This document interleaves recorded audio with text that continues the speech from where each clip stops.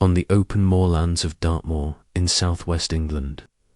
Royal Marines Commandos regularly complete one of the most demanding endurance tests in British military training. A 30-mile march across uneven terrain carried out under heavy load with a strict time limit. To the Royal Marines, it is simply known as the 30-miler. To visiting American forces, it looked like a long-distance ruck march. Confident in their own elite endurance training, a group of US Navy SEALs asked to attempt the same challenge. Same distance, same weight, same terrain, same time standard. What followed was not a failure of fitness. It was a lesson in specialization. Both teams would reach the finish, but only one would arrive ready to keep fighting.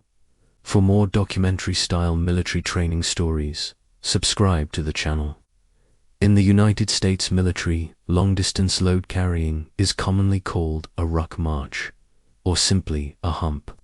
In British forces, particularly the Royal Marines, the same concept is known as a Yomp. In some training environments, the term Yomp is also used interchangeably. Regardless of the name, the principle is the same. It is a forced march conducted under heavy weight, designed to move troops quickly across difficult terrain.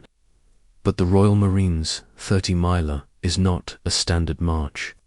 It is a carefully structured endurance test that combines multiple demands at once. Speed under load is critical. The distance must be covered within a strict time limit while carrying full combat equipment. Navigation discipline is required. Participants must maintain direction and pacing across open terrain, often using only map and compass.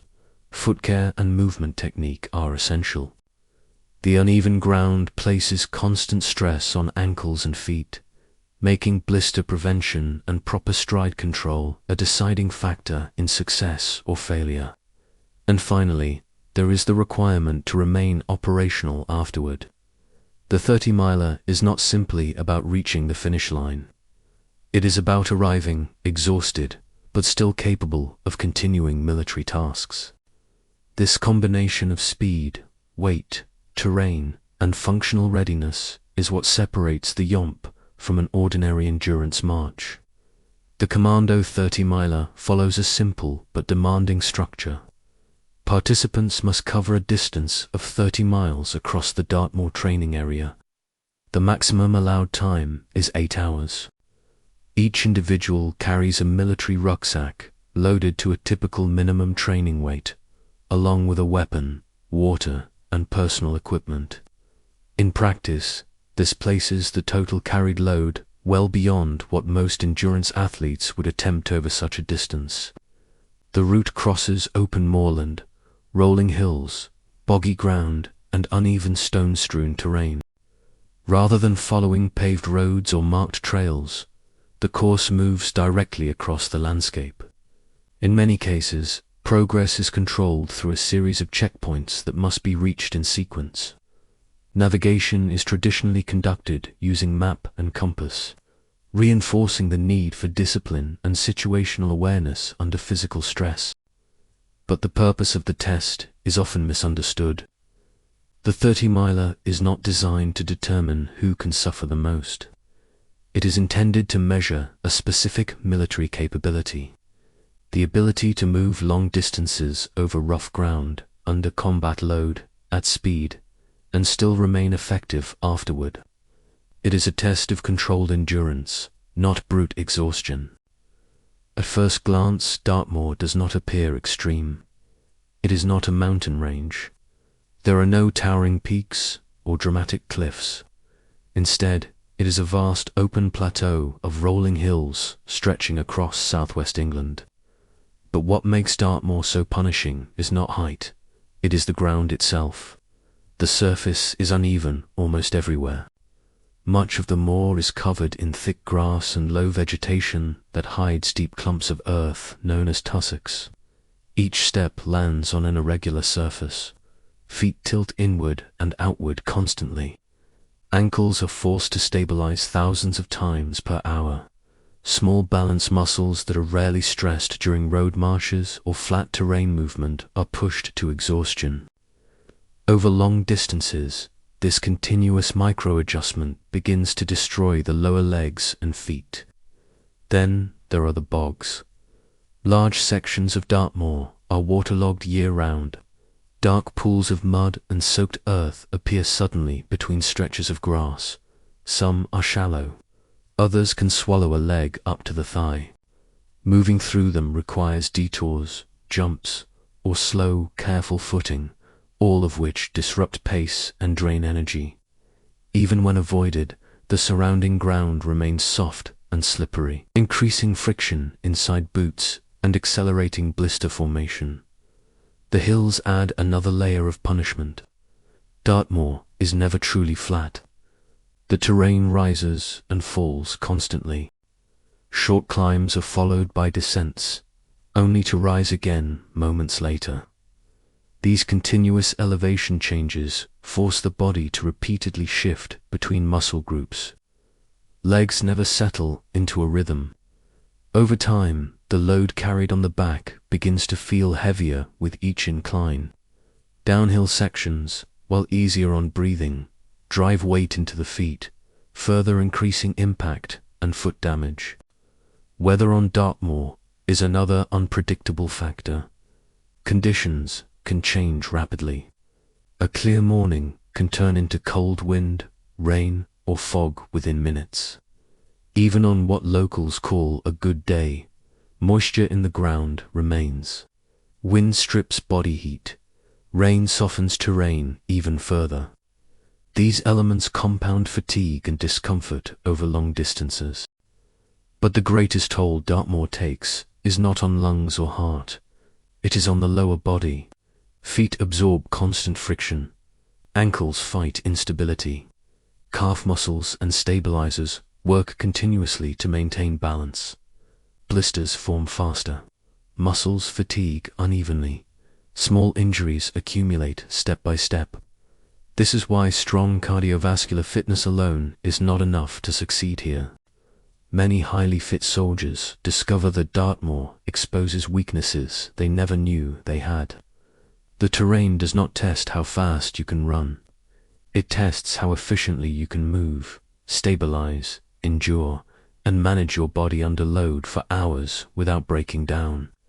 And it is this environment that turns the Commando 30-miler into far more than a long walk.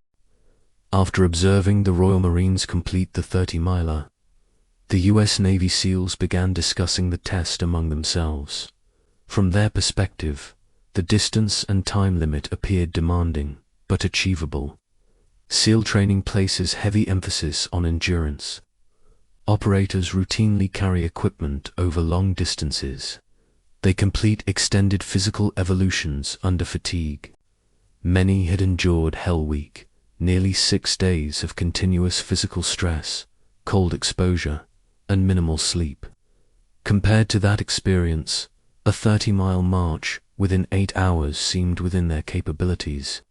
The SEALs believed that with disciplined pacing, hydration, and teamwork, the event could be managed. They approached the Royal Marine instructor supervising the training. Rather than boasting or challenging, the exchange was professional. The SEALs expressed interest in attempting the march themselves to see how it compared to their own endurance training. The instructor listened calmly. He was a seasoned commando with years of experience running these tests. He did not question their fitness.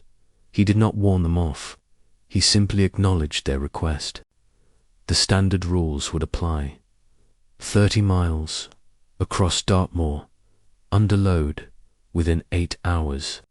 There would be no modifications and no special allowances. The only additional guidance he offered was practical. They would begin early the following morning, and they should bring appropriate footwear.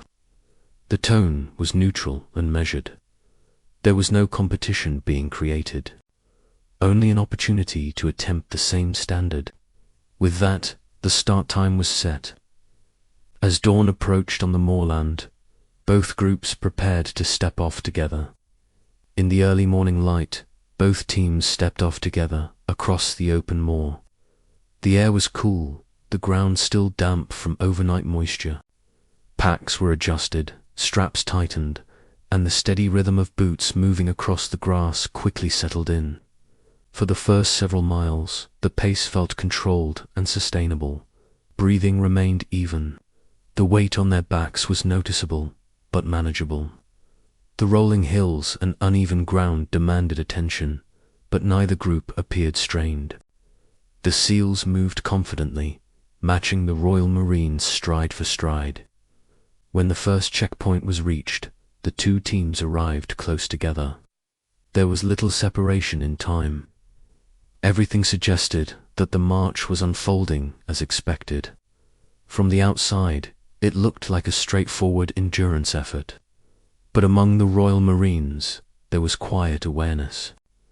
They had completed this route many times before. They knew that the opening miles were deceptive. Dartmoor always felt manageable at the beginning. The real test did not come in the first 6 miles. It came later, when fatigue began to accumulate and the terrain started to take its toll. Beyond the first few miles, the character of the ground began to change. The grass grew thicker and more uneven. Tussocks became more frequent, forcing constant adjustments with every step. Bogs appeared more regularly, breaking up the route and forcing careful navigation around soft, sinking ground. Where earlier sections had allowed a smoother stride, this part of Dartmoor demanded full attention. Progress slowed slightly as footing became less predictable. It was during this stretch that the first physical warning signs appeared among the SEALs. Several operators began feeling heat and rubbing inside their boots. Early friction points, known in endurance movement as hotspots, were forming on heels and toes. These were the beginnings of blisters. Recognizing the risk, the team called a brief halt. Boots came off. Feet were checked. Tape and moleskin were applied to protect the irritated areas before the damage worsened. The stop was short and professional. This was standard practice in long-distance load carrying, but it marked the first sign that Dartmoor was starting to take its toll. Meanwhile, the Royal Marines continued forward at a steady, deliberate pace. Their stride was slightly shorter, their rhythm consistent. They moved with what appeared to be less urgency, but greater efficiency. Every step was placed carefully. There was no wasted motion. They were not racing the terrain. They were working with it. As the miles passed, a small but noticeable gap began to form. Not dramatic, just enough to hint that the march was beginning to favor those trained specifically for this ground. By the time the march passed the 12-mile mark, the early similarities between the two teams were fading. What had begun as a small gap gradually became more noticeable. The Royal Marines continued to move with consistent tempo, maintaining their controlled rhythm across the uneven ground. The SEALs, while still pushing forward, were now working harder to sustain their pace. Foot friction that had once been mild discomfort had begun to worsen. Hotspots had turned into full blisters for some of the team. Fluid-filled pockets formed on heels and toes, making each step increasingly painful. Where earlier stops had been precautionary, movement now required conscious effort to manage growing injuries. Stride length shortened.